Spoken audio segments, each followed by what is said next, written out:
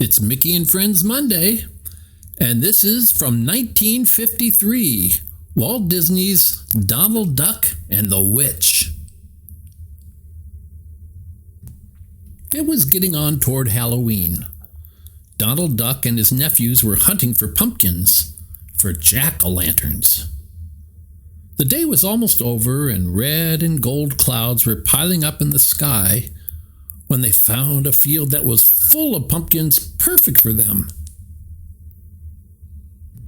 They were walking back to the farmhouse, each with a round, ripe pumpkin in his arms, when Hewey stopped them all with a shout. "Look! A witch on a broomstick!" he cried. They all saw a dark form streak across the sky. "Pooh," said Donald. "Witches, Pooh! There are no witches, you know that. It must have been some sort of bird you saw." But the boys were not convinced. The next day they set out to look for the witch. They had a long, hard walk through the tangled woods.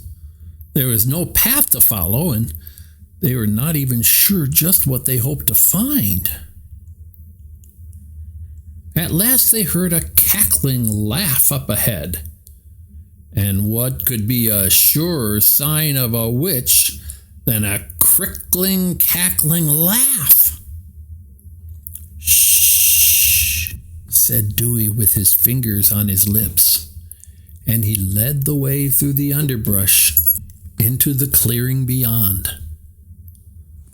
There stood a crooked little house, clearly the home of a witch. From the crooked little chimney rose a thread of smoke. Smoke and steam rolled up in clouds from a cauldron out in front. And through the smoke came that merry, scary sound, the cackling laugh of a witch. "Welcome, boys, welcome," said the witch's voice. "Welcome to Witch Hazel's little home." Then she came hobbling toward them, a merry little sprite, grinning with witchery glee. The boys were speechless with surprise. "What can I do for you today?" Witch Hazel asked of them.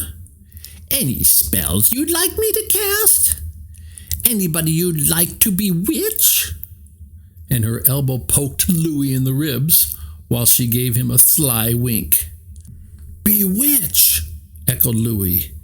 "Cast spells," said Dewey. "Uncle Donald!" cried Hewey. They all agreed. They told Witch Hazel how Uncle Donald refused to believe in her or any other witch. "We'll show him," she cackled, beckoning them close. From the pockets of her dress, she tossed bits of this and that into her steaming pot. "A real witch's brew," gasped Dewey Duck, as swirls of smoke in mysterious shapes began to rise and blow. "We'll show that, Donald," Witch Hazel vowed. "You meet me here on Halloween." Home went the boys, and they said not a word about their adventure to Donald Duck. Donald was not surprised when the boys disappeared early on Halloween. He was not surprised when his doorbell rang soon after dark that night.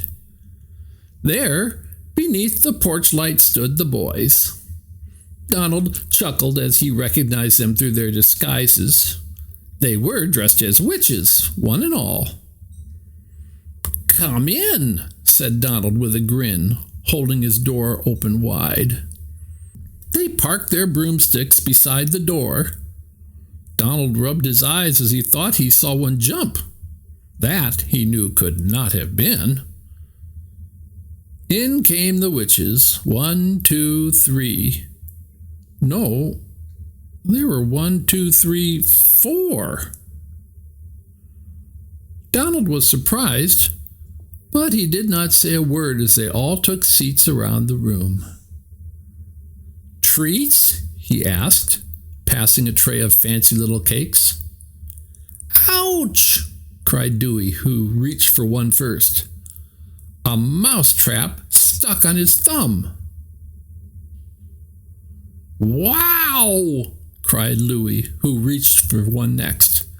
It turned out to be a jack-in-the-box. "Glub!" gulped Hewey when he bit into his. It was all made of rubber, you see. "Thanks," said the fourth guest with a cackling laugh. She blew at her cake, and it exploded into dust right in Donald's face. "Serves you right, smarty," said a voice. Donald whirled around. There were only jack-o'-lanterns sitting there, grinning saucily. But as Donald looked, it seemed to him that the merry faces shook with glee. "We must be leaving now," one witch said. "Won't you come with us and let us return your hospitality?" "No, thanks," said Donald, clinging to the doorknob as they all swept him out onto the porch. It was 4 against 1. He soon found himself astride a broomstick. "Abracadabra, boys! Here we go!" he heard a voice cackle in his ear. All around him he saw broomsticks fly. And to his horror, Donald saw the ground sink away below him, too. Over the treetops and straight toward the moon the broomstick pointed, then down to the woods.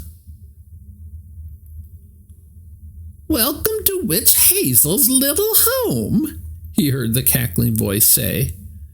And down tumbled Donald, down, down, down, into the witch's pot.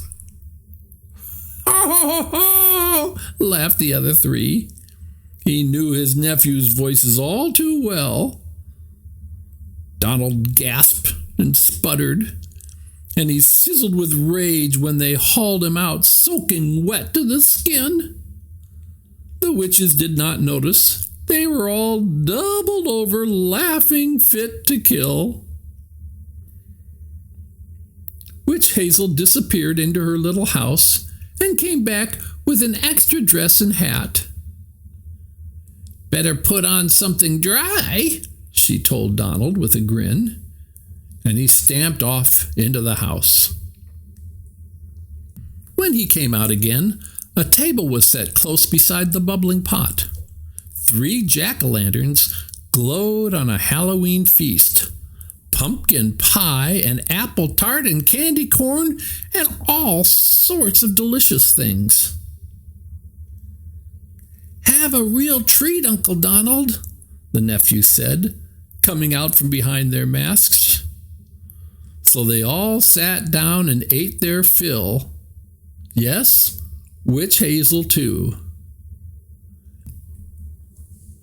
After a while, even Donald could smile. "I still don't believe in witches," he said to Witch Hazel with a courtly bow. "But if there were any, I'd want them to be just exactly like you."